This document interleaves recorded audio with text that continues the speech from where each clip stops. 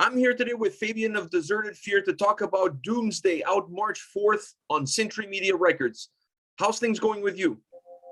Thank you, man. I mean, it's Monday. There are probably better days than Monday, but it's good. Had some Hey, nice food. eh, Yeah. there's an album around the corner. It's 2 weeks away, so something at least for you guys to be excited about. I'm sure you are. Is there a mixture of excitement and a little bit of also feeling a little bit nervous, not knowing exactly what the reaction from fans will be? I think the biggest problem is we don't know if we can play shows next week. That's the craziest thing about it we never had before. But yeah, we really looking forward to release our fifth record. I mean, 5 records is just crazy. We never expected this. So let's talk a little bit about that. Those 5 records. How has the band, in your point of view, in your mindset, how has the band evolved musically across these 5 records? I think I can say I always had this music in my mind when we started, but I just wasn't able to play this. So I would say nowadays we understand our instruments much better than back in the days when we started. Maybe that's also a reason why we are now more a melodic death metal band instead of an old school death metal band when we started. Yeah, that's why.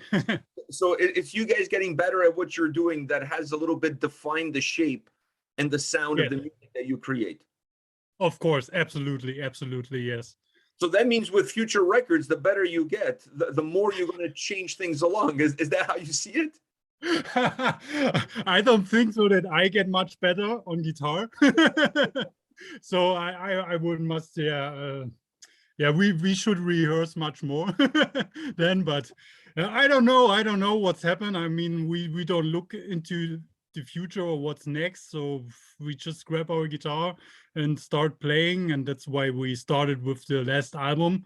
I mean, 2019 was a crazy year for us when we released Drowned by Humanity, our last record. uh, we toured a lot in 2019, and I mean, we still have day jobs, and our singer became father the second time, and he and our drummer also became self-employed next to their day jobs, and there came the break to coronavirus, and I think we needed this break much more than we wanted to admit to, to be honest.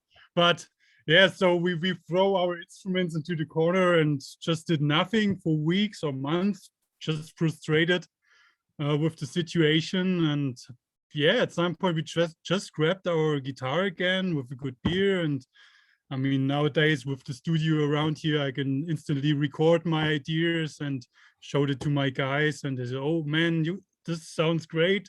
Let's start to write on a new record." So So yeah, now here's record number 5. was that the starting point? What was the starting point for Doomsday? Was it an organic starting point the way you're describing it, or in your Yeah, mind you kind of felt like, you know what, it's time for us to kind of put pen to paper and start writing some new tracks?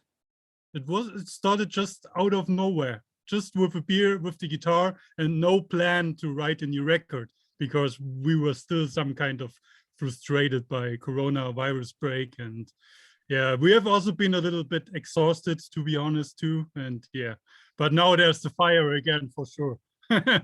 What do you see as perhaps some of the main challenges that this record offered to you guys from a creative standpoint? Challenges? Was it challenging? No. I guess I guess when you have a beer and that's your starting point, there's no challenges that you can't overcome. Yeah, maybe that's a challenge not to drink too much.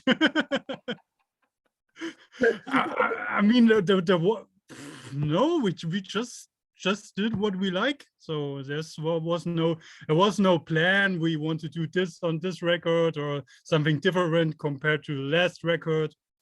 We just went creative and started writing and recording. As musicians, do you guys isolate yourselves a little bit from the world around you? Like, do you put pressure on yourself from fans talking or the label or any of that stuff? Or is this more just your pure creative outlet? who you are as musicians is who we're going to hear on this Doomsday record? I mean, of course, if you read bad reviews or something is hating or something like that, of course it hurts a little bit because you put a lot of time and heart into it. But in the end, we don't care what our fans expect, what press is expecting or the label is expecting. I mean, we have the freedom to just do what we like. And yes, we are naturally isolated because we live outside in a really, really small town next to the cemetery. But behind this wall, there's the cemetery. So Very death metal, very death metal. Of course, so yeah. I want to ask you a couple of questions about the construction of the record in terms of how you put these tracks together. There was two tracks that I felt they were a little bit strange to me in the overall design, but maybe you guys had a completely different mindset when you're putting this together, and that is the intro and then At Its End. These two songs felt a little bit disconnected from the rest of the record. What was your mindset when you wanted to include this intro and then At Its End and having them sound the way that they do? I mean, when we started listening to death metal, we also listened to Wader from Poland, and they always had this nice intros and orchestra stuff on their records between the songs, and that's when we also became fans of the stuff. And yeah, we have this on all our records. A friend of mine is creating jingles and music for films. And so, yeah, we worked together again for this record, and yeah, created this nice intro and interlude for Doomsday. And it's always great to play these intros live on concerts. So it makes you get goosebumps when you play loud before the show. During the show, everything gets dark, and then you have the interlude. It's just great. We love it. And then you have Doomsday as the last track on the record. It's a killer track. It's my favorite song of the album. And thank you. I thought it was a little strange that you guys left perhaps the best song on the album for last. You know, instead of putting it like right at the beginning or something like that. What was the thought process of leaving such a strong track all the way to the end? I mean, in the end, we love our songs, because if not, this song would not be on this record. So, and it's always hard to decide the set list, the order of the songs, or decide what are the singles we should videos for, because each member has his own favorites. So I don't know why we put Doomsday on the last. I don't think it's the best song on this record for my taste, but of course I love it too. I love the track. I think the record musically, actually, my humble opinion, it gets better as you move along. So I felt like with every song, the album actually got better and better. And then when you finish on Doomsday, such a strong track, I was like, why are you guys leaving this for last? You know what I mean? Like, this is amazing. This song needed to be earlier on. But once again, it all comes down to personal opinions. You know what I mean? Yes, of course, man. And I was reading the opposite what you said on the first review of the new record.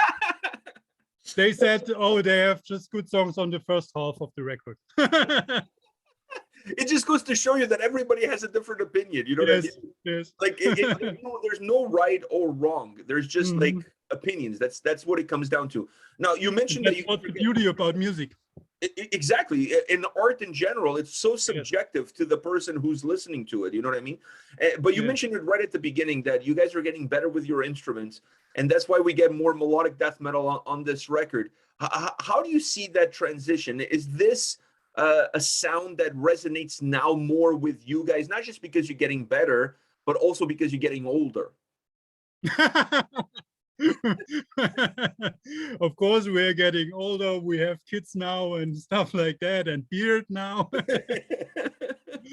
I don't know. It just feels natural, because I mean, we listen to melodic death metal since the beginning of the Deserted Fear, like Old in Flames and At the Gate stuff. But we also listen to Obituary, Asphyx, and old school stuff like that. So I don't know.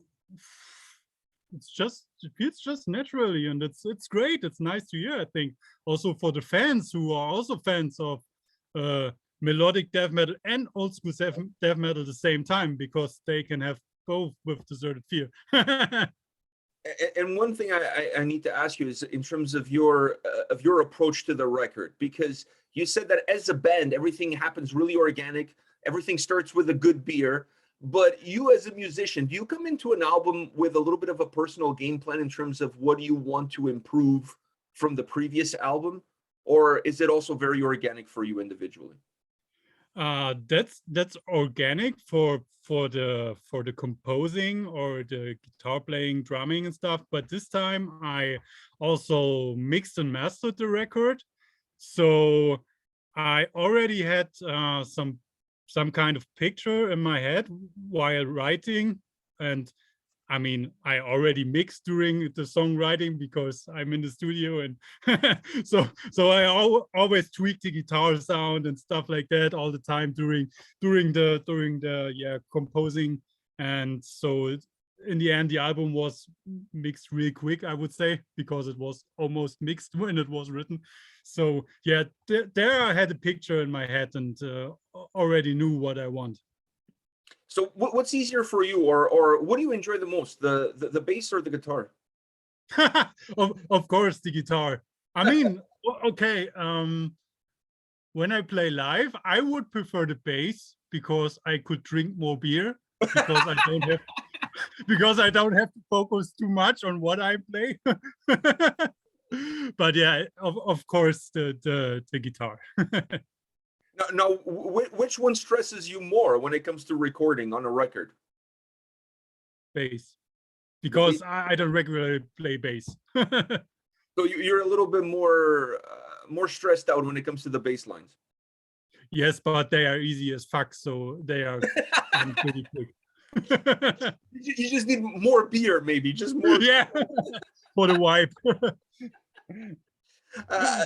The guitar sound, and maybe this has a lot to do with your mixing. The guitar sound on this record, I thought, had an interesting element of giving me two different feels on two different lanes. So on one side, you have the aggressive side of the guitars, the more chunkier, thicker sound, maybe more old school death metal, even with some thrash metal elements to it. And then on the other side, you have the melodic side that kind of weaves itself with the heavier side, then it goes back again to more melodic, then weaves itself. And I thought that was a very interesting approach because it made the guitar sound overall feel a lot bigger on the record without necessarily having to increase the heaviness of the album. Was that your goal from a mixing perspective? Absolutely, absolutely. I mean, thank you very much. That's a huge compliment, because that is what I was looking for. Because I mean, I'm a fan of old school death metal, but I'm also a fan of modern productions. So like where you can hear every small details, like small simple hits or quiet melodies in the background, and that's not possible with a dirty sound, with a dirty mix.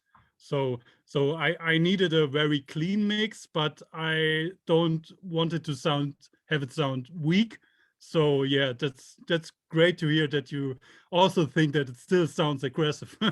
Yeah, it was a very nice way of making the songs feel aggressive, but not murky. You know what I mean? Not dirty, grindy, death metal sounding like. It had more definition. And I thought it was a very important aspect that you guys kept very consistent from the beginning of the album all the way to the end of the album, regardless of how much each song changes. That aspect stayed very consistent, which I thought was really well done. Oh, perfect. Thank you, man. It's always challenging to find a sound or a mix that works for all songs. Yeah. So yeah, thank you, man. Now are the lyrics on the record also as organic as the start of the record, as drinking a beer and getting things going, or do you guys jot some ideas down and then when it's time to create a record, you kind of go back to some of those ideas? Of course, it's the music, what's done first, and then we go to the vocals and work on it. I mean, the album is called Doomsday. It's not about a particular day, I would say, but if humanity continues like this, if we treat our nature in this way, or how we deal with each other, there will be a doomsday for sure. I mean, we live in Thuringia. I said outside. We have beautiful nature here, lots of forests and rivers, and we also go fishing. And what you see while doing this fishing, or when you go hiking, it's just crazy what people leave behind. So that just makes me sad, and that's also what's the record about. So that was kind of the influence, not just from the title of the album, but also the lyrical content on the album. Of course, influenced by life. Now, do you guys tweak this? Like when you're putting the lyrics together, do you give yourself some room to maybe musically tweak the songs ever so slightly in order for the lyrics to kind of fit in? Like, oh, I need this to be stretched out a little bit more so this line can fit better. Or the music is the music, and then you just have to find the best way possible for the lyrics to fit in. Since our singer is also guitar player and we work on the songs together, we always try to find the vocal line during when we write a riff. So there's no need for much changes when we do vocals, because we already know how we want to have the vocals when we write the guitar. So yeah. It all comes together. I got one last question for you, and that is about Manuel and his vocals. We talked about the band, the process that you guys have taken across 5 records, the growth. We talked about you, but now as a friend and as a band member, when you take a step back and you look at him as a vocalist, what do you see the growth from him from that first record all the way to now? In the first record, it was just one tone he could sing. Just one tone and different words, but now he has some kind of range from low to high, and some much more, I would say, some kind of raspiness in it. And yeah, you can hear now much clearer what he sings, what kind of words, and what's the lyrics, and it has some more emotions nowadays than on the first records. And yeah, he just also evolved. It's great. Awesome. I also noticed that on the record, and I've noticed that like there's been definitely an evolution as far as Deserted Fear is concerned, musically, vocally, all around. I want to thank you today for taking the time to chat with me about the record. The album comes out March 4th on Century Media, Doomsday, Deserted Fear from Germany. Guys that love a good beer, so if you see them on the road, make sure you buy them one. And guys who also love basketball. I mean, you are from Toronto, right? Yeah. Are you a Raptors fan? I'm not a Raptors fan, but you have a guy from Germany in your team, Isaac Bonga. He jumps around from G League to NBA, but he's still young. He has awesome talent, and he will be a good player someday. He's already a good player. I mean, he's in an NBA team. So yeah, you got to be a good player in the NBA.